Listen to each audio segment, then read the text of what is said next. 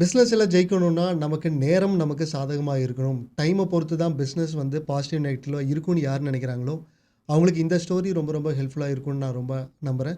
நீங்கள் ஒரு பிஸ்னஸ் பண்ணிட்டு இருந்தாவோ, பிஸ்னஸ் பண்ணலாங்கிற எண்ணம் இருந்தாவோ, இந்த சீரீஸில் இருக்கிற ஷார்ட் ஸ்டோரீஸ் உங்களுக்கு ரொம்ப ஹெல்ப்ஃபுல்லாக இருக்கலாம். மைண்ட் செட் லெவலில் ஒர்க் பண்ணுறதுக்கு இந்த ஸ்டோரிஸ் எல்லாம் ரொம்ப ரொம்ப ஹெல்ப்ஃபுல்லாக இருக்கும்னு நான் ரொம்ப ஸ்ட்ராங்காக நம்புகிறேன். இன்றைக்கி நம்ம பார்க்கக்கூடிய இந்த ஸ்டோரியில் நம்ம பழங்காலத்தில் புத்தரோட சீடர்கள் அந்த ஸ்டோரி நம்ம இப்போ பார்க்க போகிறோம். புத்தர் வந்து ஒவ்வொரு ஊருக்கும் போயிட்டு அவர் வந்து மக்களுக்கு முடிஞ்ச வரைக்கும் ஹெல்ப் பண்ணி அவங்களுக்கெல்லாம் உண்டான ப்ராப்ளம்ஸ் எல்லாம் தீர்த்து வைக்கிறதுக்கெல்லாம் வேறு வேறு ஊருக்கு அவங்களோட சீடர்களோட மூவ் பண்ணிகிட்டே இருப்பாங்க, ரைட்? அப்படி மூவ் பண்ணிகிட்டு இருக்கும்போது ஒரு ஊருக்கு போகிறாங்க. அந்த ஊர் வந்து பார்க்குறதுக்கு கொஞ்சம் ஸ்ட்ரேஞ்சாக இருந்துச்சு. யாரும் பெரிய மக்கள் நடமாட்டம் இல்லை. கொஞ்சம் மக்கள் நடமாட்டம் அதிகமான இருக்கிற பீப்புள் அந்த மாதிரி இடத்துக்கெல்லாம் போகும்போது எல்லோரும் கொஞ்சம் எப்போவுமே பதட்டமாகவே இருந்தாங்க. சொல்கிறாங்க, இந்த மாதிரி நாங்கள் இந்த ஊருக்கு வந்திருக்கோம், புத்த பெருமான் நாங்கள் எல்லாருமே சேர்ந்து இந்த ஊருக்கு இங்கே கேம்ப் போகிறதுக்காக வந்திருக்கோம் அப்படின்னு சொல்லி ஒரு சீடர் வந்து அந்த ஊர் மக்கள்கிட்ட சொல்லும்போது, இந்த ஊருக்காக போய் போய் வந்தீங்க, உங்களுக்கு வந்து வேறு ஊர் கிடைக்கலையா அப்படின்னு சொல்லிட்டு சொல்கிறாங்க. இவங்களுக்கு எல்லாமே ஒரு மாதிரி புரியல, எதுக்காக இவ்வளவு வந்து பதட்டமாக இருக்காங்க, நம்மளை இங்கே வரவேற்பாங்கன்னு நினச்சான்னா ஏன் இப்படி வந்து வர வேண்டாங்கிற மாதிரி பார்க்குறாங்க அப்படின்னு. ஏன்னா அந்த ஊர் மக்களுக்கு புத்தரை பற்றி தெரியும், நிறையா கேள்விப்பட்டிருக்காங்க. புத்தர் வந்தால் எல்லோரும் சந்தோஷப்படுவாங்க. ஆனால் அந்த ஊருக்கு புத்தர் வந்தார்னா அவங்க எல்லாருமே சந்தோஷப்படுறதுக்கு பதிலாக அவங்க வந்து சங்கடப்பட்டாங்க. ஏன் அப்படின்னா பிகாஸ் ஆஃப் ஒன் பர்சன். அவரோட பேர் என்னென்னா உங்குலி மாலா அப்படிங்கிறவர் வந்து அந்த ஊரில் இருக்காங்க. கிட்டத்தட்ட ஒரு பெரிய ஜெயிண்ட், பெரிய அரக்கன் மாதிரி அவர். யாரெல்லாம் கண்ணில் படுறாங்களோ அவன் வந்து காட்டுக்குள்ளே தான் இருப்பான், எப்பாச்சும் ஒரு நகரத்துக்குள்ளே வருவான், அந்த அந்த இடத்துக்குள்ளே வருவான். யார் கண்ணில் படுறாங்களோ அவங்க வந்து கொன்று அவங்கள சாப்பிட்டு அவங்களோட விரலை வந்து கட் பண்ணி அவன் வந்து ஒன்று போட்டிருக்க அதில் மாலையாக கட்டி அதை போட்டுக்குவான். ஹிந்தியில் வந்து உங்கிலி அப்படின்னா விரல் அப்படிங்கிற மாதிரி அர்த்தம். உங்கிலி அப்படின்னா விரல். அந்த விரலை மாலையாக கட்டிக்கிறதுனால அவன் பேர் என்னவா இருக்குன்னு தெரில ஊர் மக்களுக்கு. ஆனால் அவனை எல்லாருமே உங்கிலி மாலன் தான் கூப்பிட்றாங்க. ஸோ இந்த உங்கிலி மாலான்னு ஒருத்தன் இங்கே தெரிஞ்சிட்டு இருப்பான். அவன் கண்ணில் மட்டும் நீங்கள் சிக்கிடாதீங்க, சிக்கினீங்கன்னா உங்களை கொன்னுட்டு உங்களோட விரலை கட் பண்ணி அவன் விரலை மாட்டிட்டு போயிடுவான். அதனால் நீங்கள் அவன் கண்ணில் சிக்கிடாதீங்கன்னு சொல்கிறாங்க. அதை கேட்ட உடனே அந்த சீடர்களுக்கெல்லாம் வந்து கொஞ்சம் பயம் ரொம்ப அதிகமாகுது. அவங்க போய் புத்தர்கிட்ட சொல்லி பார்க்குறாங்க, நம்ம வேணால் வேறு ஊர் பார்த்துடலாமா, வேறு ஊருக்கு போயிடலாமா அப்படின்னு கேட்குறாங்க. அப்போது புத்தருக்கு புரியுது, இங்கே ஏதோ பெரிய பிரச்சனை இருக்குதானே அப்படின்னு கேட்டாங்கன்னா, அப்போ பிரச்சனை இருக்கிற இடத்துல தானே நம்ம இருக்கணும், அதுக்கு உண்டான சொல்யூஷன் கொடுக்குறது தானே நம்ம வேலை அப்படிங்கிற மாதிரி அவர் சொல்கிறாரு. ஸோ எப்படி இருந்தாலும் புத்தர் சொன்னால் கேட்கவும் மாட்டாருன்னு நினைக்கிறத விட, புத்தருக்கு போய் நம்ம எப்படி சொல்கிறது அப்படிங்கிற மாதிரி நினச்சிக்கிட்டு அவங்க சரி வேறு வழி இல்லை, அவர் இங்கே தான் இருக்கணும்னு ஆசைப்பட்றாருன்னு சொல்லிட்டு அவங்களும் வந்து இங்கே கூடாரம்லாம் அமைக்கிறாங்க கேம்ப் போகிறதுக்கு. அப்போது ஒரு சுற்றிலையும் வந்து ஒரு இது மாதிரி மதில் சுவரில் ஒரு குச்சிலேயே அந்த ஃபென்சிங் மாதிரிலாம் போட்டுட்டு ஒரு கதவு இந்த இது மாதிரிலாம் பண்ணிவிட்டு அவங்க வந்து உள்ளே இருக்காங்க. எல்லாத்துக்கும் ஒரு பயம்தான், எப்போ வந்து அந்த உங்கிலி மாலா வந்து பிரச்சனை கொடுக்க போகிறான், யாரை கொல்ல போகிறான் அப்படிங்கிறதுல அவங்களுக்கு எல்லாத்துக்குமே பயம் எப்போவுமே இருந்துக்கிட்டே இருந்துச்சு. ஆனால் புத்தர் நார்மலாக இருக்கார், அவர் எப்போவுமே இருக்கிற மாதிரி அங்கேயும் இங்கேயும் போகிறார், எல்லாத்துக்கும் பேசுகிறார், அண்ட் அவர் தியானத்தில் இருக்கார், மற்றவங்களுக்கெல்லாம் சொல்லித்தரார். இந்த மாதிரி எல்லாமே போயிட்டுருக்கு. ஒரு நாள் வந்து அந்த இதை வந்து ரொம்ப பெருசாக கதவை தட்டுற மாதிரி உண்டான சத்தம் கேட்குது. அப்போ எல்லாத்துக்கும் இந்த மாதிரி அப்நார்மலாக சவுண்டு வந்தோடனே ஒருத்தர் மட்டும் போயிட்டு அந்த இது ஓப்பன் பண்ணி லைட்டாக யாருன்னு பார்க்குறாங்க. அது இப்படி பார்க்கும்போது அங்கே உங்கிலி மாலான்ட்டுருக்கார். அவருக்கு வேர்த்து வெறுக்க ஓடி போய் புத்தர் அங்கே தியானம் பண்ணிகிட்ருக்கார், அவர்கிட்ட போயிட்டு அவர் எழுப்பி இந்த மாதிரி உங்கிலி மாலா இங்கே வந்துட்டான், என்ன பண்ணுன்னு தெரில அப்படின்னு. என்ன பண்ண அப்படின்னா கதவை தட்டுறாரு அப்படின்னு. கதவை தட்டினா திறக்க வேண்டியது தானே அப்படின்னு சொல்லிட்டு திருப்பி தியானத்தில் போயிட்டார். என்னது கதவை திறக்கிறதா, உங்கிலி மாலா கிட்டியா அப்படின்னு சொல்லிட்டு, சரி வேறு வழி இல்லை, புத்தர் சொல்லிட்டாரு கேட்டுதான் ஆகணும் அப்படின்னு சொல்லிட்டு எல்லாத்திட்டையும் சொல்லி எல்லோரும் எச்சரிக்கை பண்ணி எல்லோரும் போய் ஒளிஞ்சிக்கிட்டாங்க. இவன் வந்து வேறு வழி இல்லாமல் ஓடி போய் லைட்டாக அப்படி திறந்து விட்டுட்டு இவனுக்கு குடுக்குடுன்னு ஓடி போய் இங்கே ஒளிஞ்சிக்கிட்டான். கதவு இப்போ திறந்துருச்சு. உள்ளே வராரு உங்கிலி மாலா.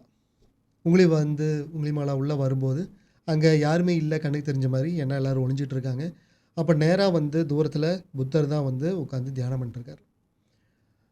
அவன் வந்து புத்தர்கிட்ட போகிறான். ஸோ எல்லாம் மறைஞ்சிருந்து பார்க்குற எல்லாத்துக்கும் பயம், ஐயோ புத்தர்கிட்ட போகிறாங்களே, சுவாமிகிட்ட போகிறாங்களேன்னு சொல்லிட்டு ஒரு பயம். அவன் வந்து அதுக்குன்னு போய் உங்கிலி மாலாகிட்ட எதிர்த்தா போராட முடியும். ஸோ அப்படின்னு சொல்லிட்டு வேறு வழி இல்லாமல் அவங்களும் ஹெல்ப்லெஸ்ஸாக உட்காந்துருக்காங்க. உங்குலிமாலா நேரா அங்க போறான். போனா, அவர் புத்தர் திரும்பவும் எந்த ஒரு பதட்டமும் இல்லாம, எந்த ஒரு இது இல்லாம கண்கள மூடி அழகா ஸ்மைலோட தியானம் பண்ணிட்டு இருக்காரு.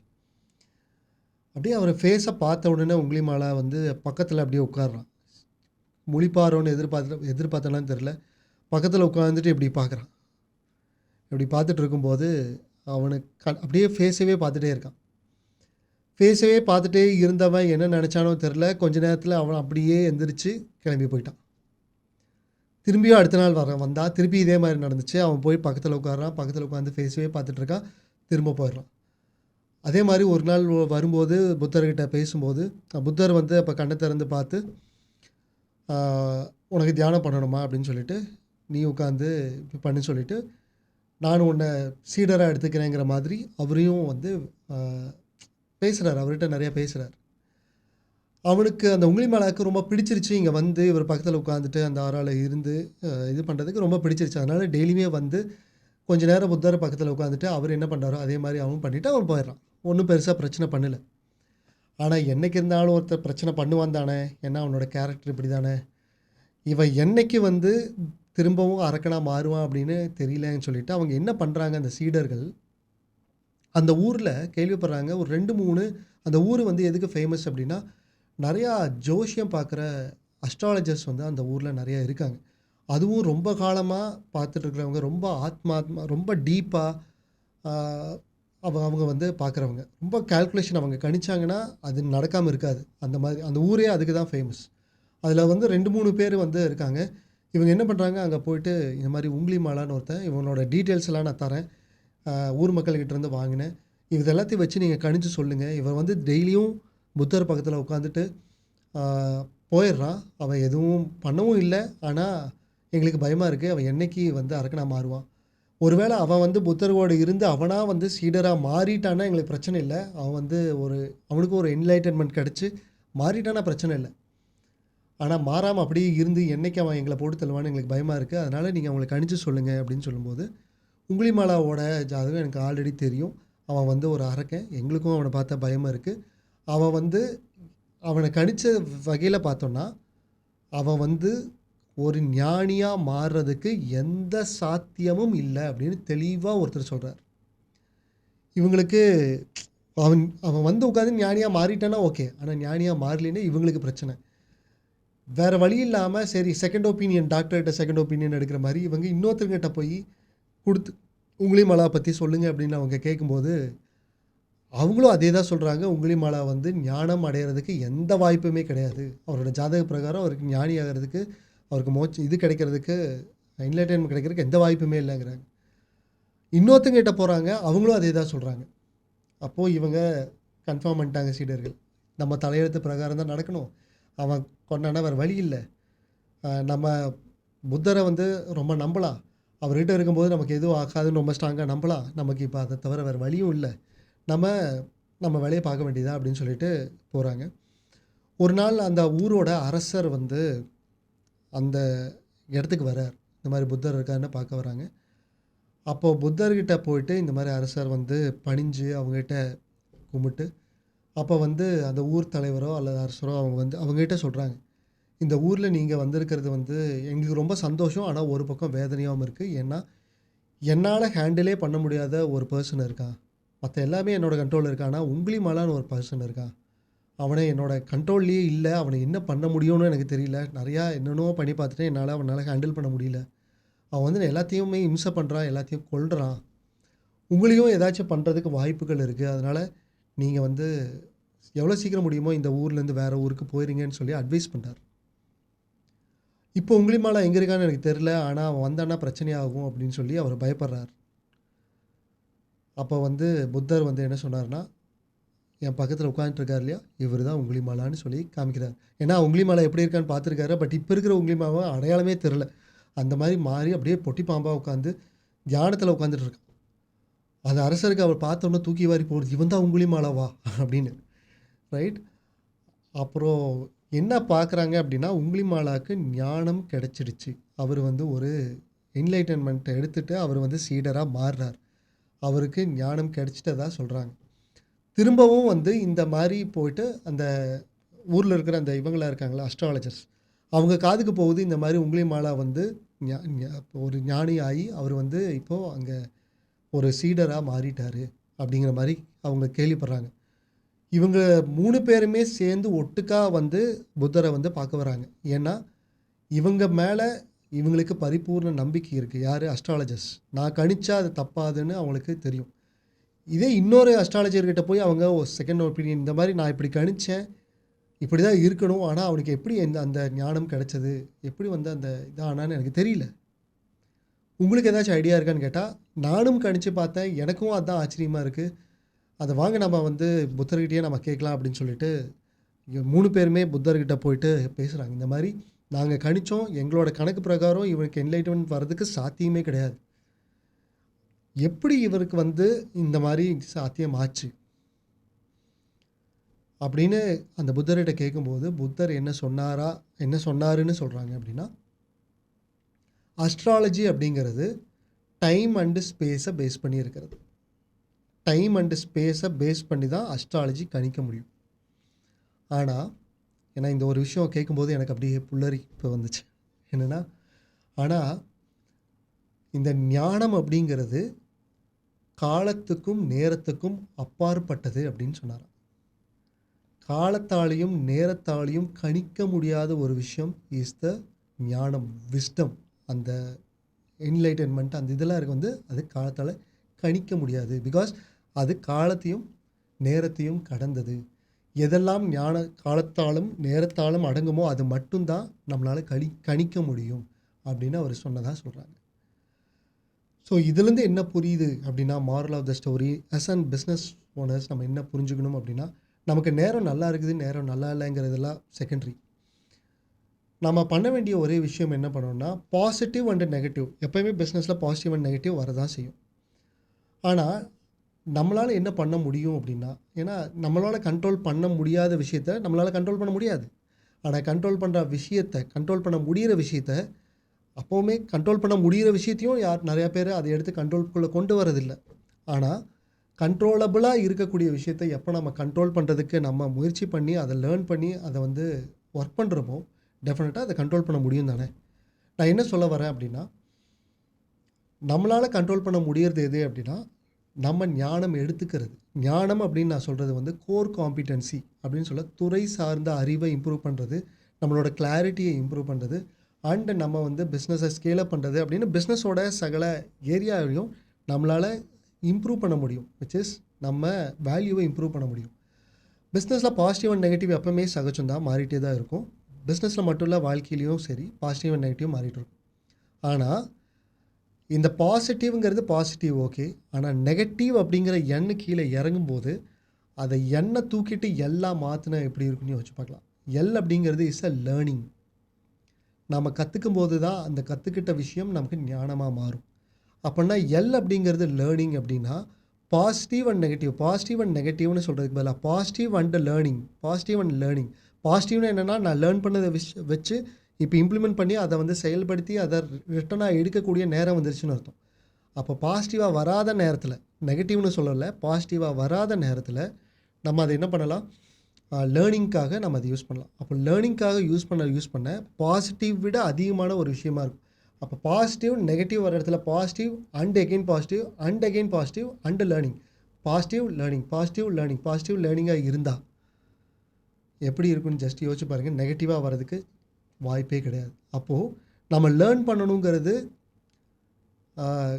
எதனால் வந்து லேர்ன் பண்ண மாட்டேங்கிறாங்க அப்படின்னா, பெரும்பாலான மக்கள் இந்த எஜுகேஷன் சிஸ்டம் வந்து கொஞ்சம் எல்லாத்துக்கும் சேர்ந்த மாதிரி ஸ்டாண்டர்டான ஒரு சிஸ்டமாக இருக்கிறதுனால சில நாள் அதை எடுத்துக்க முடியுது, சில நாள் எடுத்துக்க முடியல, பலர்னால எடுத்துக்க முடியல. அப்போது படிக்கிறதுனாவே தப்பு அல்லது கஷ்டம், கசப்பு அப்படின்னு ஒரு மாதிரி மைண்டில் செட் ஆகிடுது. ஆனால் நம்ம படிக்கிறது வேறு, கற்றுக்கிறது வேறு. ரைட்? கற்றுக்கிறது வேறு.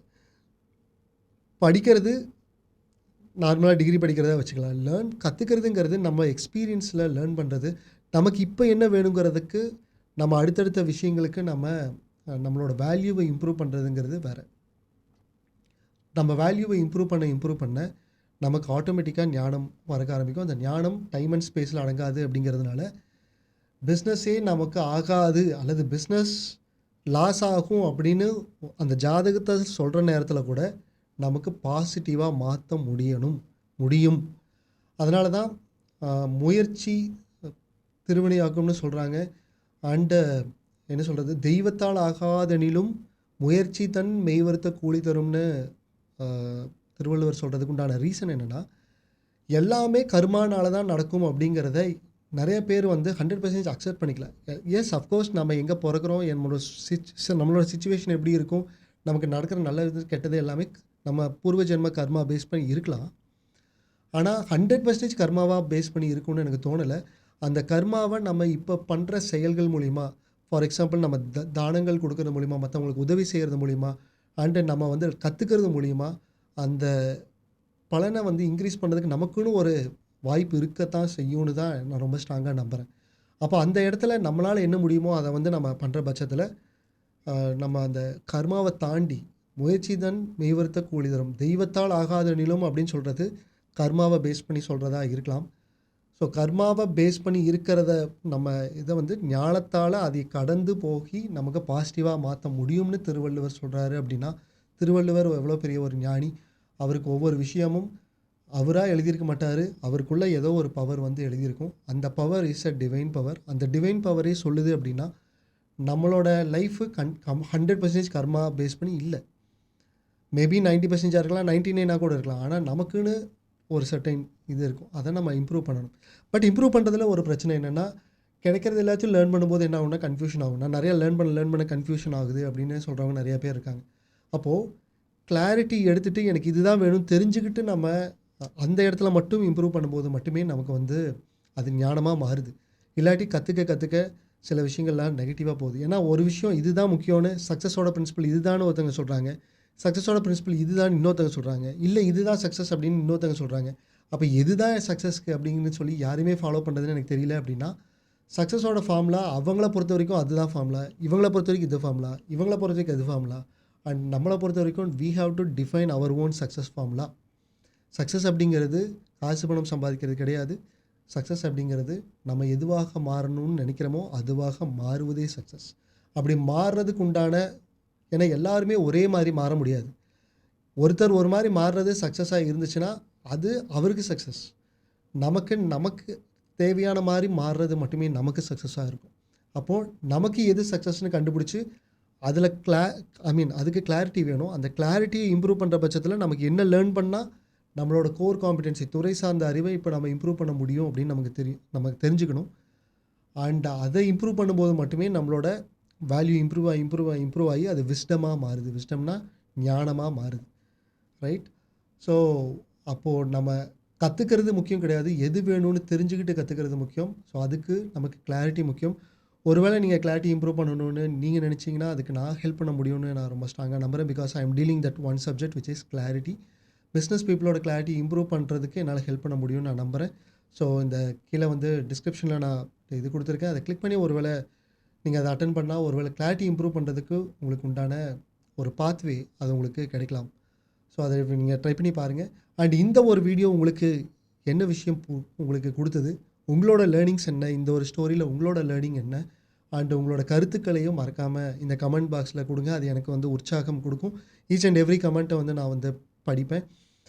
அண்டு இன்கேஸ் இந்த மாதிரி உண்டான ஒரு moral stories for business people உங்களுக்கு ரொம்ப ஹெல்ப்ஃபுல்லாக இருக்கா, அண்ட் எந்த மாதிரி உண்டானதெல்லாம் நீங்கள் எக்ஸ்பெக்ட் பண்ணுறீங்கிறதையும் நீங்கள் மென்ஷன் பண்ணுங்கள். ஸோ தட் அதை வந்து என்னோடய ஃப்ளோவில் என்னோடய ஃப்ளேவரில் உங்களுக்கு கொடுக்கறதுக்கு நான் வந்து வெயிட் பண்ணிகிட்ருக்கேன். And please post your comment. உங்களோட ஃப்ரெண்ட்ஸ் அண்டு ரிலேட்டிவ் சர்க்கிளில் இது யாருக்கு ஹெல்ப்ஃபுல்லாக இருக்குமோ அவங்களுக்கு இதை ஷேர் பண்ணுங்கள். இன்கேஸ் இது உங்களுக்கு ஃப்யூச்சருக்கு ஹெல்ப்ஃபுல்லாக இருக்குன்னு உங்களுக்கு தோணுச்சுன்னா சப்ஸ்கிரைப் பண்ணிக்கோங்க. And meet you in the next video. இது K N Karthikeyan Balasubramanian. Meet you in the next video. Bye.